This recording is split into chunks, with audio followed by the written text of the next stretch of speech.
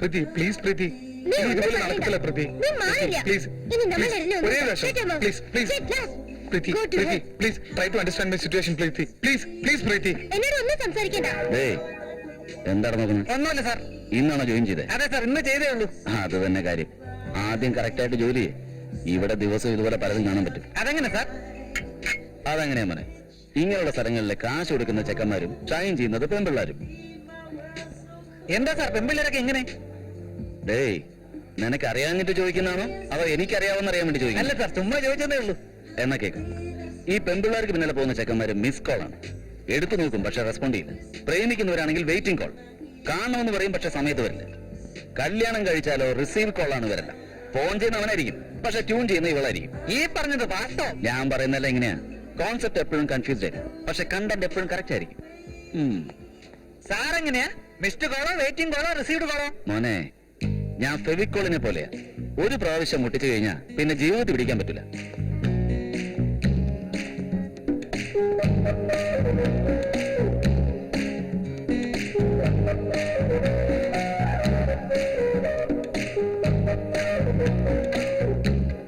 എത്തിയോ?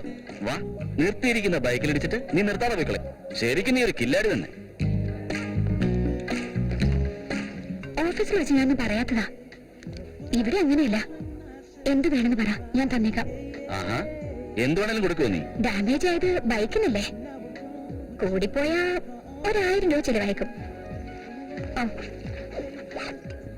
ഇത് വാങ്ങിച്ചോളൂ. ഡാമേജ് ആയത് ഷോറൂമിനടുത്ത ബൈക്കാ. അത് ഷോറൂം ബൈക്കാണോ? മാറ്റർ എന്താന്ന് വെച്ചാൽ ഞാൻ സെക്കൻഡ് ഹാൻഡ് ബൈക്കും ഡാമേജ് ആയ ബൈക്കും ഉപയോഗിക്കാറുണ്ട്. ആ വണ്ടി നീ എടുത്തിട്ട് എനിക്ക് കാശ് സെറ്റിൽ ചെയ്യും. എന്ത്? ഒരു 1,00,000 രൂപയാവോ? അത് അത്രയ്ക്കൊന്നും വേണ്ട, ഒരു 50,000 കൊടുത്താൽ മതി. 50,000? എന്താ, ലക്ഷത്തിൽ കുറച്ച് നീ കൊടുക്കൂലേ? ഞാനൊരു നയ പൈസ പോലും തരില്ല. നിങ്ങൾ മനഃപൂർവ്വം കൂട്ടി പറയാ. എനിക്ക് അറിയുന്നത് കരുതിയോ? ശരി, പോലീസ് സ്റ്റേഷനിൽ പോയിട്ട് നോക്കാം. പോലീസ് സ്റ്റേഷനോ? ഡയറക്റ്റ് കോർട്ടിലേക്ക് പോയാലോ? സർ, എന്താ മോളെ, റെസ്പെക്ട് കൂടി പോയോ? ഈ ആക്സിഡന്റ് കാര്യം വീട്ടിൽ വരുന്ന ആകെക്കൊളാവും. അതിന് ഞാൻ എന്ത് ചെയ്യണമെന്ന് പറ. ഈ 50,000 രൂപ ഞാൻ തന്നേക്കാം. പക്ഷേ അത് ഒറ്റയടിക്ക് തരാന്ന് വെച്ചാ അത് കുറച്ച് കഷ്ടം. ശരി, ഒരു കാര്യം ചെയ്യ്. ഇപ്പൊ 1,000 താ. ബാക്കി 49,000 നാളെ രാവിലെ ഒരു സങ്കടവും ഇല്ലാതെ ഐശ്വര്യോടെ തന്നാ മതി. സർ, അതെന്താ, തരാൻ ബുദ്ധിമുട്ടാവോ? തരാം സർ, തീർച്ചയായും തരാം. പക്ഷേ ഇതുപോലെ അല്ലാതെ ഇൻസ്റ്റാൾമെന്റില്. എനിക്കറിയാം, ഇതൊക്കെ ഇങ്ങനെ നടക്കുമെന്ന് എനിക്ക് നന്നായിട്ട് അറിയായിരുന്നു. അതുകൊണ്ട് തന്നെ ഫുൾ പ്രിപ്പറേഷനിലാണ് വന്നിരിക്കുന്നത്. എന്താ സർ ഇത്? എഗ്രിമെന്റ്. ഈ ചെറിയ കാര്യത്തിനൊക്കെ എന്തിനാ സർ എഗ്രിമെന്റ്? ഇതിന് തന്നെ. ഇതൊരു ചെറിയ കാര്യം നീ പറഞ്ഞില്ലേ, ഇതിനു വേണ്ടി തന്നെ. മിസ്സിനെയും പ്രോമിസിനെയും ഒന്നും എനിക്ക് വിശ്വാസമില്ല. പ്രോമിസിന്റെ നോട്ടിൽ മാത്രമേ വിശ്വാസമുള്ളൂ. എന്താ സർ ഇത്? എന്തൊക്കെ എഴുതിയിരിക്കുന്നല്ലോ? എന്തെഴുതിയിരിക്കുന്നു? 3 മാസത്തിൽ സെറ്റിൽ ചെയ്യാന്ന് എഴുതിയിട്ടുണ്ട്. അത്രല്ലേ ഉള്ളൂ. കമ്മിറ്റ്മെന്റ്സ് ഓക്കെ, പക്ഷേ കണ്ടീഷൻസ്. ഓ, അതാണോ? അത് വായിച്ച് മനസ്സിലാക്കാവുന്നേ ഉള്ളൂ. ദിവസവും രാവിലെ കാണണം, വൈകുന്നേരം മീറ്റ് ചെയ്യണം. നീ എങ്ങാനും ഇവിടുന്ന് മുങ്ങിയാ ഞാൻ എങ്ങനെ അറിയാനാ മോളെ? കോഫിയും ഐസ്ക്രീമും ചോക്ലേറ്റും ഒക്കെ വാങ്ങിച്ചു തരണം. അത് പലിശയാണ്. പലിശയാണോ? അത് 3 മാസം പലിശയെന്ന് വിചാരിച്ചാ മതി. സിനിമ കാണണമെന്നോ പുറത്തു പോകണമെന്നോ പറയാൻ പാടില്ല. ഞാനായിട്ട് വിളിച്ചാൽ വരില്ലെന്ന് പറയരുത്. എനിക്ക് എവിടെയെങ്കിലും പോകണം തോന്നുമ്പോ ഒരു കൂട്ട് വേണ്ടേ? നോ, ഇത് ശരിയല്ല. നീ ഇതെല്ലാം പറയുന്ന അറിയാവുന്നതുകൊണ്ടെന്ന് ഒന്നുകൂടെ ആഡ് ചെയ്തിട്ടുണ്ട്. അതോടെ വായിക്കേ. ഇല്ല, വേണ്ട എന്നുള്ള വാക്കുകൾ ഉപയോഗിക്കരുത്. എത്ര ദേഷ്യം ഉണ്ടെങ്കിലും അത് മുഖത്ത് കാണിക്കരുത്. Good, very good. ആ സ്മൈൽ അങ്ങനെ തന്നെ കണ്ടിന്യൂ ചെയ്യൂ. ആ പേപ്പറിൽ ഒന്ന് സൈൻ ചെയ്യും മോളോ. എന്താ ആലോചിക്കുന്നത്? സൈൻ ചെയ്യണോ വേണ്ടെന്നാണോ? ഒന്ന് വേഗം ഡിസൈഡ് ചെയ്യും മോളെ. നീ സൈൻ ചെയ്തില്ലെങ്കിൽ എനിക്ക് കംപ്ലൈന്റ് ചെയ്യാൻ വേണ്ടിട്ടാ. ഞാൻ ആലോചിച്ചത് ബ്ലാക്കിങ്കിൽ സൈൻ ചെയ്യണോ അത് റെഡിങ്കിൽ വേണോന്നാ. ആ കളർ പേനയൊക്കെ വാങ്ങിച്ചോണ്ട് വരാൻ സമയം എടുക്കും. നിന്റെ കയ്യിലുള്ളത് ചൊപ്പിട്.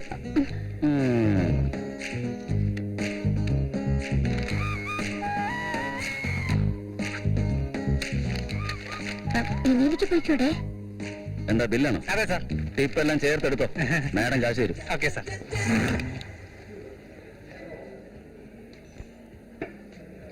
ഇയാളെന്താ പിടിച്ച വിടലെന്ന് തോന്നുന്നു. മാഡം, സാർ ഫെവിക്കോൾ പോലെയാ. ഒരു പ്രാവശ്യം ഒട്ടിയാ പിന്നെ വേർപെടുത്താൻ കഴിയില്ല. Thank you ma'am. ഇവിടുന്ന് നേരെ പോയിട്ട് ഫസ്റ്റ് ലെഫ്റ്റ് എടുത്തു. അവിടുന്ന് പിന്നെ നേരെ അങ്ങ് പോയാൽ മതി. മനസ്സിലായോ? ഇത്ര ക്ലിയർ ആയിട്ട് പറഞ്ഞല്ലേ സാറേ? ഞാൻ ഈസി ആയി പൊക്കോളാം. ഹലോ, എന്താ ബോസ്? നമ്മുടെ നാട്ടിൽ കോടതിയിൽ പോയി കള്ളസാക്ഷി പറഞ്ഞാലും കാശ് കിട്ടും, കിളിജോസ്യം പറഞ്ഞാലും കാശ് കിട്ടും. ഇപ്പൊ അഡ്രസ് പറഞ്ഞില്ലേ, ഇപ്പൊ ഒരു ജ്യൂസ് വാങ്ങിക്കൊടു. Okay boss.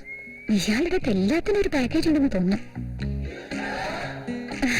എന്നാ ശരി, ഞാൻ പൊക്കട്ടെ. എന്നെ വിട്ടിട്ട് മുങ്ങാള പരിപാടിയാ. ഞാനും വരുന്നുണ്ട്, വാ.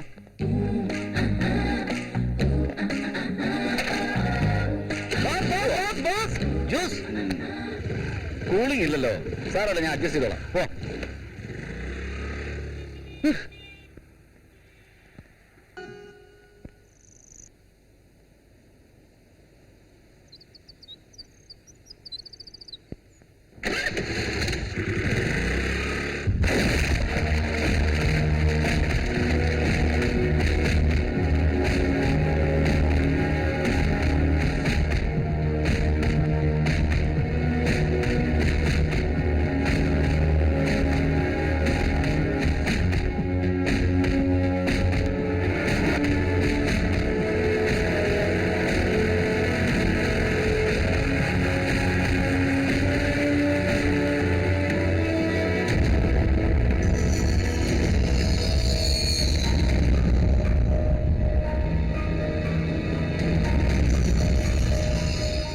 നോക്കടാ, അവനെ പിടിച്ചടാ. എനിക്ക് പണ്ടേ അറിയായിരുന്നു ഇവൻ എന്തെങ്കിലും കൊടുക്കുമെന്ന്. ഒരു ദിവസം ഇവൻ അമ്പലത്തിൽ വെച്ച് അടിയുണ്ടാക്കി, പിന്നെ ഒരു ദിവസം നാട് റോഡിൽ വെച്ച് ഒരുത്തരം തല്ലി ചതച്ചു. എന്തൊരു അടിയായിരുന്നു അറിയോ? നടക്കാൻ പാടില്ലാത്ത നടന്നോ. ഇനി ഇങ്ങനെ എന്തെങ്കിലും സംഭവിച്ചാ പിന്നെ എനിക്ക് ഡാഡിയെ കാണാൻ പറ്റില്ല. അന്ന് നടന്നു തന്നെ ഇപ്പോഴാണ് മറന്നുകൊണ്ടിരിക്കുന്നത്. ഓഫീസിൽ ലോൺ വാങ്ങിച്ചിട്ട് അയാൾക്ക് സെറ്റിൽ ചെയ്തോ ഒതുക്കി കളയാം.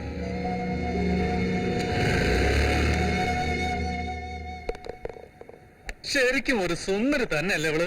മച്ചു, ആ ബ്ലാക്ക് എനിക്ക് മാച്ച് ആവടാ. ടാടാ, ഈ പിങ്ക് എനിക്ക് വേണം.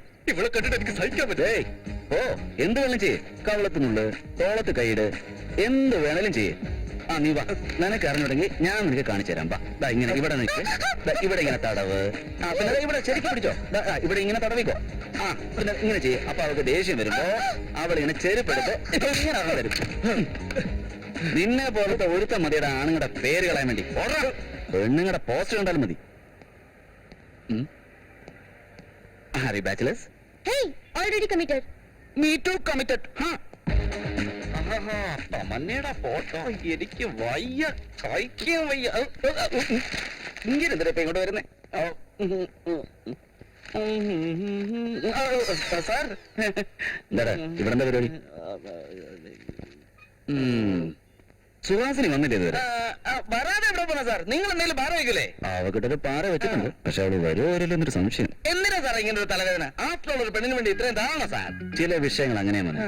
താനൊരു ദൈവമാണെന്ന് അറിഞ്ഞിട്ടും എനിക്കെന്തിനാ ഒരു ടെസ്റ്റ് എന്ന് വിചാരിച്ച് സീതാ സ്വയംവരത്തിന് രാമൻ പോവാതിരുന്നു? പോയില്ലേ? അത് തന്നെ. ഞാനൊരു വില്ലനായിട്ടും എനിക്കെന്തിനാ ഹീറോയിൻ എന്ന് വിചാരിച്ച രാവണൻ സീത പൊക്കായിരുന്നു? പൊക്കിയില്ലേ? ഇതും അതുപോലെ തന്നെ. നിങ്ങൾ ചെയ്യുന്ന കാര്യത്തിന് ഇതുപോലത്തെ റോൾ മോഡൽ ഉണ്ട് സാർ? തീർച്ചയായും ഉണ്ട്. നമ്മുടെ നിത്യജീവിതത്തിൽ പുരാണത്തിലെ ഒരുപാട് റെഫറൻസ് ഉണ്ട്. അത് കറക്റ്റ് ആയിട്ട് ഫോളോ ചെയ്ത് കഴിഞ്ഞാൽ ലൈഫിൽ നമുക്ക് രക്ഷപ്പെടാം. നമ്മുടെ MFS എങ്ങനെ വിടൂല. നല്ല സ്കെച്ചാണ് സാർ. മതിയാകടാ, ഒരുപാട് അങ്ങനെ പൊക്കാതെ. നമ്മുടെ ഉണ്ടക്കണ്ണി എത്തിയോ? കുറച്ച് മുമ്പ് വന്നിരുന്നെങ്കിൽ നമ്മുടെ ഹീറോയിസം കാണായിരുന്നു നോക്ക്. അവ കിട്ടുന്നതിലും പണി കൊടുത്തില്ലെങ്കിൽ ചിലപ്പോ നമുക്കിട്ട് കിട്ടും. എന്താടി 2 ദിവസമായിട്ട് എവിടെയായിരുന്നു? പാവെന്ന് വിചാരിക്കുമ്പോ തലേക്കര. നീ അങ്ങനെ നോക്കാതെ. നീ അങ്ങനെ നോക്കുമ്പോ എന്റെ ദേഷ്യം ഇങ്ങനെ പൊങ്ങി പൊങ്ങി വരുന്നു. ദേഷ്യം നോക്കുകയാണെങ്കിൽ പോയി വെള്ളം ഒഴിച്ച് തണുപ്പിക്കും. ഇപ്പൊ എനിക്കും നിനക്കും തമ്മിൽ യാതൊരു ബന്ധവുമില്ല. നീ റൗഡിയാ. അതിൽ എനിക്കൊരു സംശയമില്ല. നിനക്ക് സംശയമുണ്ടോ? നിന്റെ ലൈഫ് സ്റ്റൈൽ വേറെ, എന്റെ ലൈഫ് സ്റ്റൈൽ വേറെ. അതുകൊണ്ടാ 5,000 50,000 ചോദിച്ചത്. എനിക്ക് അറിയാഞ്ഞിട്ടൊന്നുമല്ല. റൗഡി ആയിട്ട് ഒരു പ്രശ്നം വേണ്ടെന്ന് വെച്ചിട്ടാ ഞാൻ ഇതൊക്കെ തരുന്നത്. ഇന്ന് എടുത്തോ.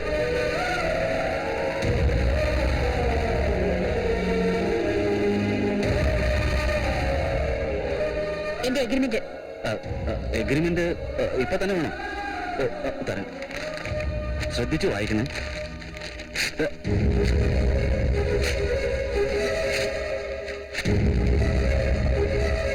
എന്റെ ഉണ്ടക്കണ്ണി, നിന്നെ എനിക്ക് ഇഷ്ടപ്പെട്ടടി. എടി സുഹാസിനി, എന്നെങ്കിലും ഒരു ദിവസം നീ എന്റെ കയ്യിൽ തന്നെ പരിപാടി. ഉണ്ടക്കണ്ണി.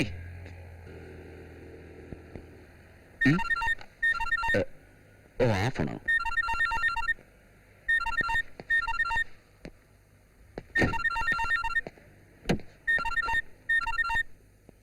Hello, urgent